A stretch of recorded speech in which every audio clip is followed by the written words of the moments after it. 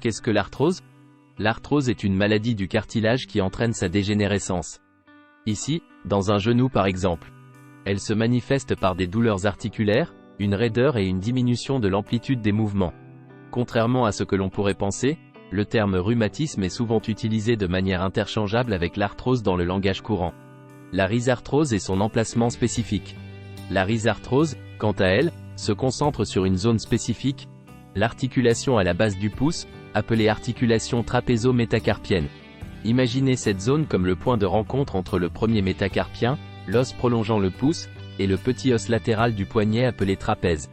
La rhizarthrose affecte l'os trapèze sur sa face distale, là où le premier métacarpien se connecte.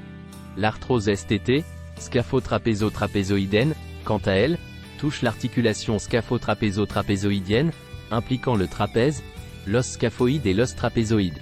En résumé, la rhizarthrose concerne l'os trapèze sur sa face distale, tandis que l'arthrose STT affecte le trapèze sur sa face proximale.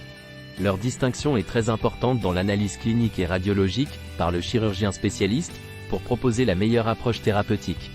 La rhizarthrose peut être favorisée par les mouvements répétés du pouce, tandis que l'arthrose STT est liée à la mobilité carpienne et à la chondrocalcinose, une maladie microcristalline, un peu comme la goutte, sans qu'il n'y ait de rapport avec la fonction rénale ou l'alimentation.